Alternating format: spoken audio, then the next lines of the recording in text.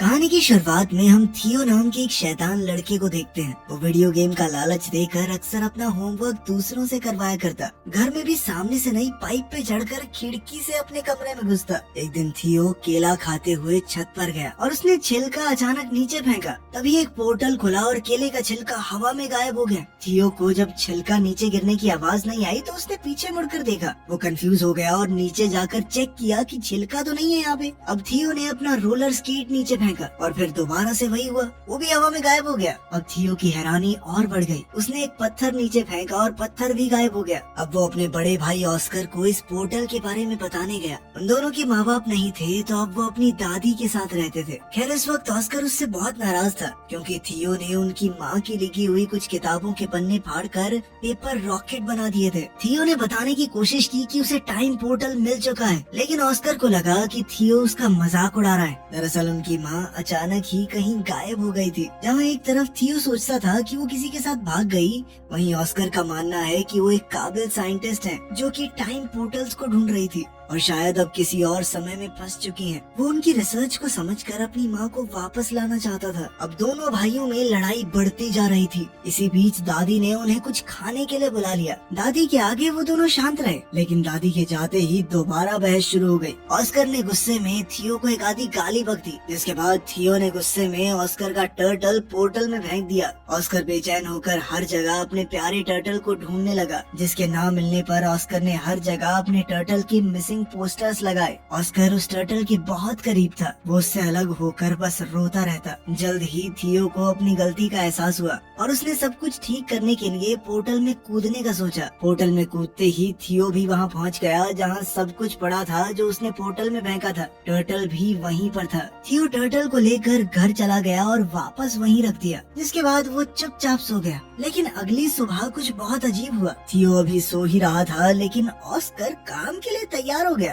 अब ऑस्कर की उम्र काफी बढ़ चुकी थी। थियो दरअसल उस पोर्टल की मदद से 1990 से 2022 में आ गया था। यहाँ ऑस्कर एक फिजिक्स का प्रोफेसर है। जल्द ही ऑस्कर डेविड नाम के एक आदमी की दुकान पर कुछ सामान लेने गया। कुछ देर बाद इस दुकानदार की बेटी एलिना भी वहाँ आ गई। डेविड और एलिना काफी समय से अच्छे दोस्त हैं। डेविड बचपन से एलिना को पसंद करता था, बस कभी कह नहीं पाया। एलिना का डाइवोर्स हो चुका था और अब वो 2 बच्चों की माँ थी, लेकिन ऑस्कर के मन में अब भी उसके लिए प्यार था। एलिना ऑस्कर की यूनिवर्सिटी में ही इंग्लिश प्रोफेसर है। घर पर थियो उठा और ऑस्कर को ढूंढने लगा। उसने टर्टल को उठाया और दादी के पास गया। दादी अब काफी बूढ़ी हो चुकी थी और वो थियो को पहचान नहीं पाई। जब ऑस्कर ने थियो को देखा तो वो चौंक कर बेहोश हो गया। जब ऑस्कर को होश आया तो उसने पूछा कि क्या ये सच में तुम ही हो थियो? थियो भी कंफ्यूज हो गया। उसने ऑस्कर से पूछा कि तुम कौन हो और मेरा नाम कैसे जानते हो? ऑस्कर ने बताया कि मैं तेरा बड़ा भाई हूँ, और कौन? अब थियो ये देखकर हैरान रह गया कि तू एक दिन में इतना बड़ा कैसे हो गया बे? थोड़ी बातचीत के बाद उन्हें समझ आया कि थियो किसी तरह 2022 में पहुँच चुका है। उनकी बात उस वक्त के बारे में हुई जब ऑस्कर थियो पर गुस्सा था मॉम के नोट्स फाड़ने के लिए। थियो ने ऑस्कर को अपनी माँ की वो रेड ड्रेस वाली तस्वीर दिखाई।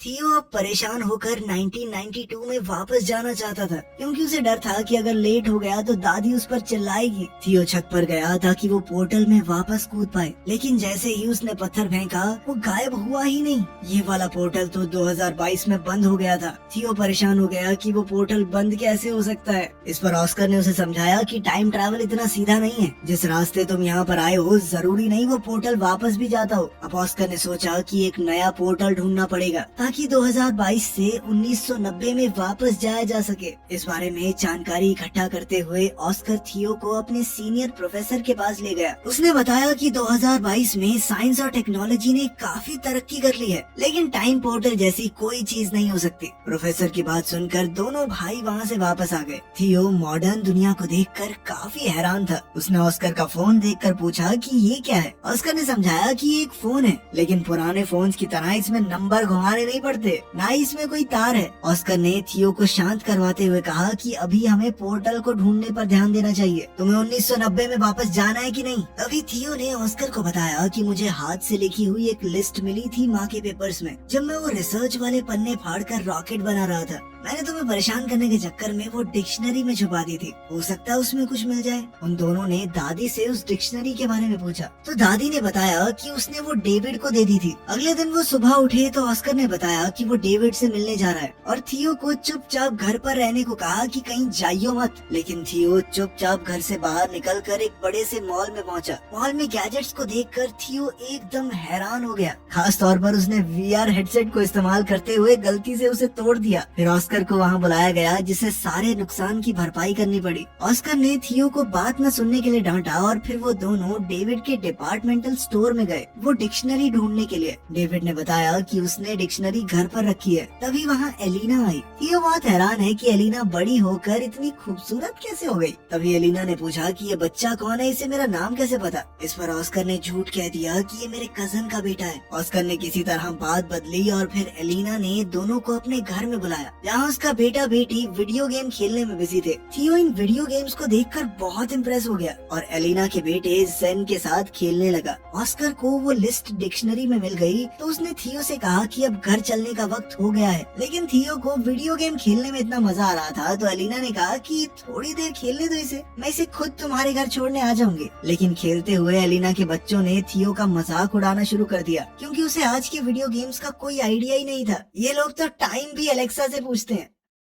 वापस जाकर थियो और ऑस्कर काम पर लग गए। छत पर जाकर ऑस्कर ने बताया कि लिस्ट में अलग अलग पोर्टल्स की जगह बता रखी है। इन दोनों ने बताई हुई जगहों पर चीजें फेंक कर टाइम पोर्टल्स को ढूंढने की कोशिश की लेकिन कुछ नहीं मिला। ऑस्कर को लगा उसने कैलकुलेशंस में कुछ गलती की है और वो दोबारा से कैलकुलेशंस करने लग गया। इस दौरान थियो उससे पूछने लगा कि तुम हमेशा अकेले क्यों रहते हो और कोई दोस्त वगैरह नहीं है तुम्हारा, और खासकर एलिना को अपनी फीलिंग्स क्यों नहीं बताई आज तक। ऑस्कर ने कैलकुलेशंस करते हुए जवाब दिया कि भले ही एलिना का डिवोर्स हो गया है लेकिन मुझे नहीं लगता हमारे बीच में बात बन सकती है। बिना ऑस्कर को बताए थियो ने ऑस्कर के फोन से मैसेज करके डेविड, एलिना और एलिना के बच्चों को घर पर डिनर के लिए बुला लिया। जब ये लोग दरवाजे पर आए तो ऑस्कर सबको देखकर चौंक गया। थियो ने बताया कि मैंने सबको फोन करके बताया और ऑस्कर उसकी शैतानी समझ गया। उनकी इस मुलाकात में ऑस्कर और एलिना एक दूसरे के करीब आ गए और अगले दिन एलिना थियो को शॉपिंग भी करवाने ले गई, उसे नए कपड़े दिलवाने। ट्रायल रूम में थियो हमेशा की तरह फुटबॉल की मजाकिया कमेंट्री कर रहा था।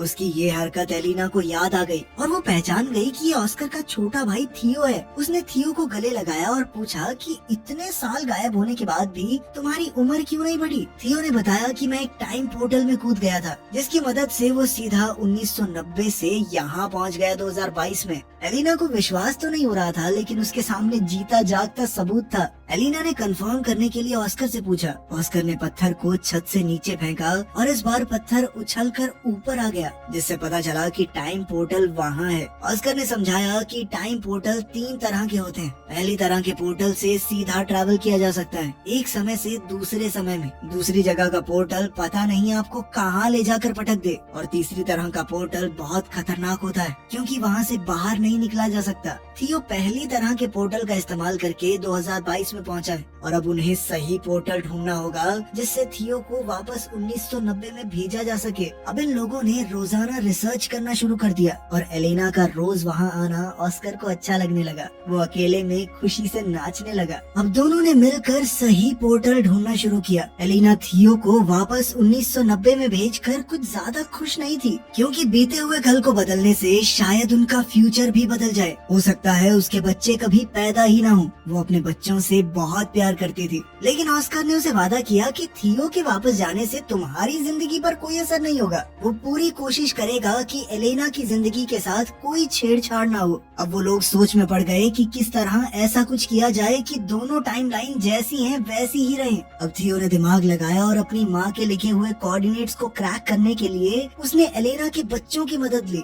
क्योंकि अगर वो उनकी मदद से बीते हुए कल में जाएगा तो ये पक्का हो जाएगा कि वो फ्यूचर में पैदा होंगे क्योंकि अगर वो ना होते तो वो कभी पास्ट में पहुंच ही ना पाता। अब तीनों ने मैप का इस्तेमाल करके एक बीच का रास्ता ढूंढा जो थियो के हिसाब से एक टाइम पोर्टल है। उसकी मदद से वो 1990 में वापस जा सकता है। एक्साइटेड होकर थियो ने बीच के पानी में छलांग लगा दी और ना चाहते हुए भी ब्रेंडा और नेथन को उसके साथ कूदना पड़ा। किनारे पर पहुंचते ही वो सब हैरान रह गए क्योंकि वो शहर जहां से वो आए थे वहां अब सिर्फ पहाड़ थे जिससे ये पता चला कि अभी वहां पर शहर बसा ही नहीं है। मतलब वो पास्ट में तो पहुंच चुके थे लेकिन बदकिस्मती से 1990 की बजाय ये लोग और भी पीछे 1949 में आ चुके हैं। अब एक अनजान जगह पर फंसे हुए वो तीनों ये समझने की कोशिश कर रहे थे कि आखिर उनके साथ हुआ क्या। दरअसल इन तीनों ने दूसरी तरह के पोर्टल का इस्तेमाल किया था जो उन्हें किसी भी रैंडम समय में पहुंचा देता है। वहीं 2022 में परेशान एलेना ने ऑस्कर को फोन करके बताया कि थियो और दोनों बच्चे गायब हैं। ऑस्कर ने बताया कि शायद उन्हें 1990 वाला पोर्टल मिल गया है और अब ऑस्कर और एलेना को भी उन्हें वापस लाने के लिए वहां जाना होगा। 1949 में इन तीनों के पास ना तो पैसे हैं, यहाँ पर उनका फोन भी काम नहीं कर रहा और तो और अब तीनों बच्चे भूख से भी परेशान थे। तभी ब्रेंडा और नेथन ने दिमाग लगाया कि हम अपने गैजेट्स का इस्तेमाल करके एक mind reading magic show perform कर सकते हैं। नेथन थोड़ा दूरी पर बैठ गया और ब्रेंडा ने अपनी आंखें बंद कर ली। थियो एक बोर्ड पर नाम लिखकर सामने खड़ा हो गया। अब वायरलेस ईयरफोन्स का इस्तेमाल करके नेथन ने नाम पढ़कर ब्रेंडा को बताया और लोगों को लगा कि ये जादू है। लड़की बिना देखे नाम कैसे बता रही है, इसके पास जरूर कोई शक्तियाँ हैं। ऑडियंस बहुत खुश हुई और सब तालियां बजाने लगे। इससे उनके पास पैसे तो आ गए, लेकिन जल्द ही पुलिस ने ये सब देख लिया। पब्लिक में बिना परमिशन ऐसा कुछ काम करने की मनाही थी। थियो ने जैसे ही पुलिस को आते देखा, उसने अपने साथियों को वहाँ से भागने का इशारा किया और तीनों तुरंत वहाँ से निकल गए। भागते हुए एक अनजान आदमी ने इन तीनों को किडनैप कर लिया और किसी अनजान जगह पर ले गया, जिससे अब इन बच्चों की जान पहले से और भी ज्यादा खतरे में थी। उधर 2022 में थियो और एलेना को 1990 के पोर्टल की एंट्री मिल गई। दोनों ने हाथ पकड़े और पोर्टल में कूद गए। एलेना सच में टाइम ट्रैवल करके ऐसा महसूस कर रही थी मानो सपना देख रही हो। 1990 में थियो के मिसिंग पोस्टर हर जगह लगे हुए थे। 1949 में बच्चों को किडनैप करके वो आदमी एक ऐसी गैंग के पास ले आया जो सरकार के विरुद्ध थी। गैंग के लीडर ने पूछा कि इन बच्चों को यहाँ क्यों ले आए, तो इस आदमी ने बताया कि ये बच्चे गैंग का सीक्रेट कोड जानते हैं। थियो ने कंफ्यूजन में पूछा कि कौन सा सीक्रेट कोड वर्ड। उस आदमी ने बताया कि जो सीटी की आवाज थियो ने पुलिस से भागने के लिए निकाली थी वो इस गैंग का कोड वर्ड है। ये सीटी थियो को उसकी दादी ने सिखाई थी। तभी गैंग की एक जवान औरत वहाँ आई। ये थियो की दादी है जब वो जवान थी। थियो को पता चला कि उसकी दादी कभी इस गैंग की मेंबर थी। यहीं से उन्होंने वो सीटी बजानी सीखी है और उनसे थियो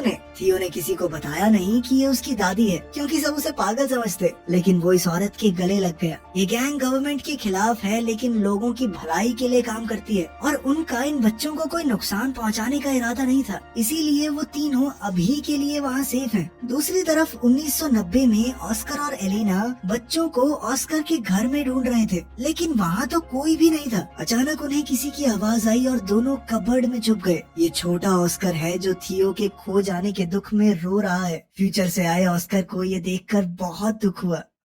1949 में तीनों बच्चे उस गैंग के रहन सहन में ढलने शुरू हो गए थे, क्योंकि उन्हें लग रहा था कि वो जिस पोर्टल से यहाँ आए हैं वापस नहीं जा सकते। थियो की जवान दादी भी उनके साथ है, इसलिए थियो को ढलने में ज्यादा मुश्किल नहीं हो रही थी। थियो ने मौका देखकर अपनी दादी से कहा कि हमारे साथ एक फोटो ले लो और साथ ही अपनी दादी से कहा कि इस फोटो को हमेशा संभाल कर रखना। जब आप बूढ़े हो जाओगे तब भी इसे फ्रेम करवा के रखना। इससे साल 1990 में दादी के फोटो फ्रेम में अचानक चेंज आ गया। अब इस फोटो में थियो, ब्रेंडा और नेथन भी दादी के साथ हैं। थियो ने 1949 में इस फोटो के पीछे टाइम पोर्टल के कोऑर्डिनेट्स भी लिख दिए, जिससे 1990 में मौजूद ऑस्कर और एलेना को उसे ढूंढने में मदद मिल जाए। अब ऑस्कर और एलेना को लगा कि उन्हें वापस 2022 में जाना होगा ताकि वो सही पोर्टल से 1949 में पहुंच सकें और तीनों बच्चों को बचाकर वापस ला सकें। एक बार 1949 में पहुंच गए तो सब लोग 2022 में जाएंगे और वहां से थियो को 1990 में वापस भेज देंगे। ऑस्कर और एलेना पहले 2022 में वापस गए और थियो के दिए हुए कोऑर्डिनेट्स का इस्तेमाल करके 1949 में पहुंचे। वहाँ थियो ने दादी की गैंग के मेंबर्स को बताया कि उसका भाई ऑस्कर उसे लेने आएगा, इसलिए दो लोग पहले ही वहाँ खड़े थे। दादी की सिखाई हुई सीटी जब इन लोगों ने बताई तो उसका रिस्पॉन्स ऑस्कर ने वैसी ही सीटी बजा कर दिया, जिसके बाद ऑस्कर और एलेना को दादी की गैंग के पास ले जाया गया। एलेना अपने बच्चों को ठीक हालत में देखकर बहुत खुश हुई, लेकिन थियो अब वापस नहीं जाना चाहता था। उसे अब 1949 में ही अच्छा लग रहा था। ऑस्कर को ये सुनकर बहुत बुरा लगा। उसने थियो से कहा कि माना भाई हम दोनों लड़ते हैं, लेकिन इसका मतलब ये तो नहीं कि एक दूसरे से प्यार नहीं करते। वो नहीं चाहता उसका छोटा भाई उसे छोड़कर चला जाए। ऑस्कर ने कहा कि तेरे जाने के बाद मैं कितना समय तुझे याद कर करके रोया हूँ, तू सोच भी नहीं सकता। तभी वहाँ उनकी यंग दादी आ गई। ऑस्कर उसे देखकर हैरान था लेकिन कुछ बोला नहीं। अब इन सबको 2022 में वापस जाने का टाइम पोर्टल ढूंढना है, इसलिए गैंग का एक आदमी उन्हें गाड़ी में छोड़ने जा रहा था। ये आदमी और कोई नहीं बल्कि ऑस्कर और थियो के दादाजी हैं। जल्द ही उन्हें 2022 में वापस जाने का पोर्टल मिल गया और अब ऑस्कर ने थियो को वापस 1990 में भेजने की तैयारी कर ली। वो वाला पोर्टल वो पहले ही ढूंढ चुके थे उस कंस्ट्रक्शन साइट पर। थियो वापस नहीं जाना चाहता था क्योंकि 1990 में उसके पास कोई नहीं है, उसके माँ बाप नहीं थे, वो बहुत अकेला महसूस करता था। उसने ऑस्कर से कहा कि मैं अब तुम्हारे साथ रहना चाहता हूँ, तुम मुझे थोड़ी थोड़ी पापा की याद दिलाते हो। ऑस्कर ने बड़े प्यार से थियो को गले लगा लिया और समझाया कि 1990 वाला ऑस्कर भी बहुत अकेला है, उसे थियो की वहाँ बहुत जरूरत है। अगर तुम अच्छे से रहोगे तो मैं वादा करता हूँ कि मेरा छोटे वाला वर्जन भी तुम्हारा बहुत ध्यान रखेगा। ना चाहते हुए भी थियो 1990 में चला गया, जहाँ उसके वापस आने से ऑस्कर की खुशी का ठिकाना ही नहीं रहा और उसकी दादी ने भी उसे बहुत प्यार किया। जब थियो से पूछा गया कि वो कहाँ था तो उसने दादी को एक झूठी कहानी सुना दी कि उसे एक गैंग ने किडनैप कर लिया था। थियो के जाने से परेशान और कंफ्यूज्ड अब ऑस्कर भी इस बात पर भरोसा करने लगा कि शायद उनकी माँ सच में उन्हें छोड़कर चली गई है और फ्रस्ट्रेट होकर माँ की किताबों को उसने फेंकना शुरू कर दिया। लेकिन थियो ने वहाँ आकर अपने टाइम ट्रैवल की पूरी कहानी ऑस्कर को बताई। उसने ऑस्कर को 2022 का फोन भी दिखाया। ऑस्कर को उसकी कहानी पर पूरा भरोसा तो नहीं हुआ, लेकिन फोन देखने के बाद वो उसकी बात को झुकला भी नहीं पाया। दोनों भाइयों ने अब कभी भी टाइम पोर्टल का इस्तेमाल ना करने का फैसला किया और वर्तमान समय में खुश रहने का वादा भी। अब 2022 में दोनों भाई एक साथ हैं और जैसे ही घर की घंटी बजी, थियो ने ऑस्कर का मजाक उड़ाते हुए कहा कि तुम्हारी गर्लफ्रेंड एलेना आई होगी। थियो ने ऑस्कर से कहा कि अब तो अपने मन की बात बता दे उसे, डाइवोर्स भी हो गया उसका। थियो ने जानबूझकर ऑस्कर को पहले ये सब नहीं कहा क्योंकि अगर वो ऐसा कर देता तो एलिना के बच्चे कभी पैदा ही ना होते और एलिना की जिंदगी पूरी तरह बदल जाती, जो उसने वादा किया था कि वो नहीं बदलेगा। लेकिन अब बिल्कुल सही वक्त था, बच्चे भी पैदा हो चुके, डाइवोर्स भी हो गया। ऑस्कर ने जैसे ही दरवाजा खोला तो एलेना बाहर ही खड़ी थी और यहाँ से इनकी जिंदगी को एक नया मोड़ मिल सकता है। अब आखिर में सीन बहुत ही पुराने वक्त का दिखाया जाता है। एक पोर्टल खुला और उसमें से एक औरत निकली। ये वक्त बहुत पुराना है और लोगों को साइंस के बारे में कुछ भी नहीं पता। ये औरत कोई और नहीं बल्कि थियो और ऑस्कर की माँ है। दिखाया जाता है कि वो एक साइंटिस्ट है तो वो लोगों को साइंस के बारे में पढ़ाने लगी, जिससे फ्यूचर में बहुत ज्यादा बदलाव आ सकता है। यहीं पर कहानी खत्म होती है। तो आपके हिसाब से क्या थियो को अपने भाई को पहले ही मना लेना चाहिए था कि लड़की से बात कर ले? हो सकता है उसका कभी डाइवोर्स ही ना होता और वो खुशी खुशी रहने लगते। कमेंट्स में जरूर बताना। मिलते हैं अगली वीडियो में।